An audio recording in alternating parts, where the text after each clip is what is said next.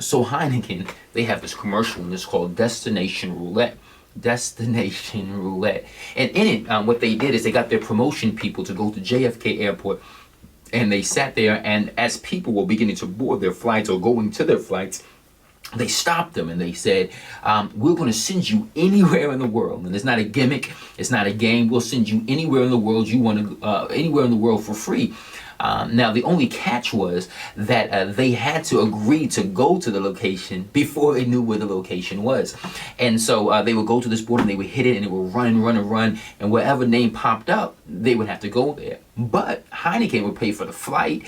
They would pay for all travel expenses. They would even pay for a place to stay for 2 nights. And then you would be able to come back after that. And it was crazy. As I was watching the commercials and doing some more research and study on it, it was crazy how many people actually accepted this offer.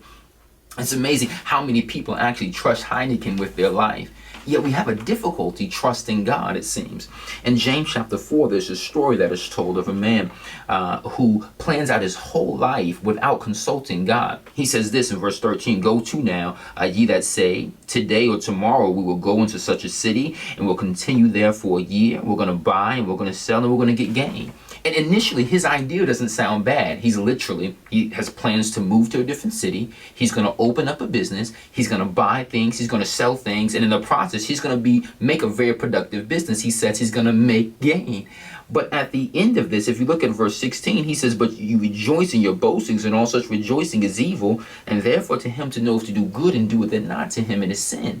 Now, what James was not getting at here in this portion of scripture was not that it's a sin to have a productive business or that God doesn't want you to prosper. By no means it's not what James is hitting at. But his big point, his big idea is in verse 15. "For what you ought to say is, if the Lord will, we shall live and do this and do that." James points out what's something that is a common problem in our generation. And that's people oftentimes live their whole life afraid to ask God, "Hey, God, what do you want me to do? Do you want me to stay in this relationship? Do you want me to go to this school or that school? Do you want me to go to this job or that job? Do you want me to take the promotion?" A lot of times we're afraid to ask God really what he wants us to do for fear of what he may ask for us to do. In his book, Letter to the Modern Mystics, Frank Laubach writes something very interesting. Really, the whole book is about Frank Laubach using his life as an experiment to sell out to God and say, "God, I'm going to live every moment in this God consciousness where I'm constantly in this continual relationship with you, running my day past you to see what he says." He starts this thing in early April, and then several months later he comes back and he says this. It's on page 29 of his book. He said, "Oh, this thing of keeping in constant touch with God and of making him the object of my thought and companion of my conversation is the most amazing thing I ever ran across."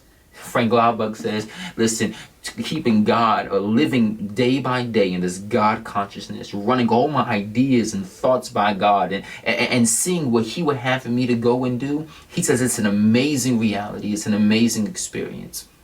Here's what I think. I think that if we can trust Heineken to take care of us wherever they send us, that we can trust God. That if he has somewhere difficult for us to go or a difficult destination, that he too will take care of us. And hey, these are just my thoughts.